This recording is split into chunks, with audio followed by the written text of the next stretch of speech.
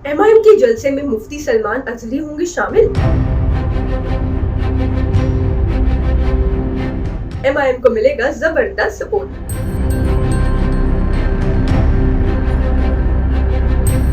महाराष्ट्र में इलेक्शन की घमाघमी के दौरान एक नई बात ने तहलका मचा दिया है। वेलकम बैक टू मुस्लिम सियासत। महाराष्ट्र और खास करके औरंगाबाद के वोटर्स के दरमियान ये बात चर्चा में है कि क्या मुफ्ती सलमान अजहरी औरंगाबाद आकर एमआईएम के पॉलिटिकल कैंपेन में हिस्सा लेंगे। ये इस बात के लिए भी चर्चा में है कि मुफ्ती सलमान अजहरी अब जेल से रिहा हो चुके हैं और वो तमाम इल्जामात से भी बरी हो चुके हैं। हाल के दिनों में एमआईएम महाराष्ट्र प्रेसिडेंट सैयद इम्तियाज जलील ने भी इस बात का इशारा दिया कि मशहूर आलिम दीन मुफ्ती सलमान अजहरी औरंगाबाद आकर एमआईएम के जलसे में खिताब करेंगे। मुफ्ती सलमान अजहरी साहब अल्हम्दुलिल्लाह, इससे बढ़कर और क्या फख्र और क्या खुशी की बात हो सकती है कि मुफ्ती सलमान अजहरी साहब ने मुझे खुद से फोन किया, मुझे दुआओं से नवाजा और उन्होंने मुझसे ये कहा कि इम्तियाज जी, आप, मेरी ख्वाहिश है कि इंशाअल्लाह इस बार आप औरंगाबाद से जीत कर आए और मैं आपके लिए जो कुछ भी करना चाहूंगा तो मैं औरंगाबाद में आकर आपके लिए एक जलसा लेना चाहता हूँ। नबी की शान में गुस्ताखी के खिलाफ एमआईएम ने जो महाराष्ट्र की तारीख का सबसे बड़ा प्रोटेस्ट किया था, उसमें एक सबसे बड़ी मांग मुफ्ती सलमान अजहरी की रिहाई भी थी। मुफ्ती सलमान अजहरी का शुमार भारत के उन उलेमा में होता है जिनकी आवाज पूरे देश में गूंजती है।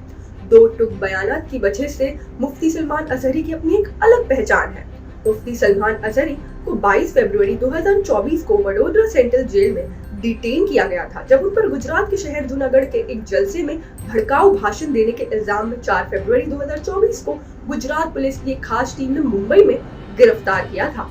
तकरीबन 8 महीने की डिटेंशन के बाद खुद सुप्रीम कोर्ट ने उनके खिलाफ prevention of anti social activities act को हटाने का फैसला लिया। जिस वक्त मुफ्ती सलमान अजहरी को गिरफ्तार किया गया था, उस वक्त सबसे पहली आवाज एमआईएम ने ही उठाई थी। एमआईएम नेशनल स्पोक्स पर्सन वारिस पठान ने सबसे पहले मुफ्ती सलमान अजहरी के हक में अपना बयान दिया।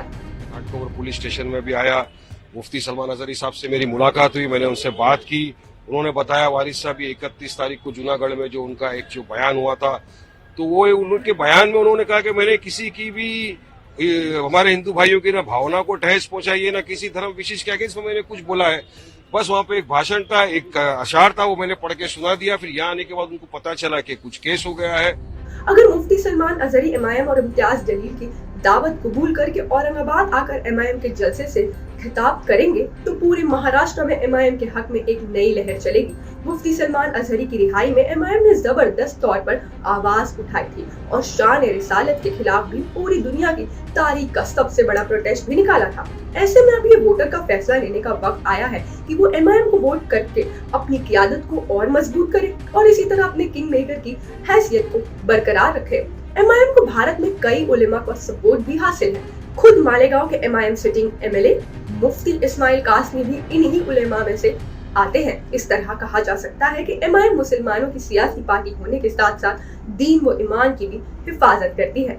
अब वक्त आ गया है कि महाराष्ट्र के मुसलमान अपने आप को मजबूत करने के लिए एमआईएम को वोट करें। ऐसे खास खबरों के लिए जुड़े रहे मुस्लिम सियासत के साथ। मैं अलीशा चंद्राकर। जय हिंद।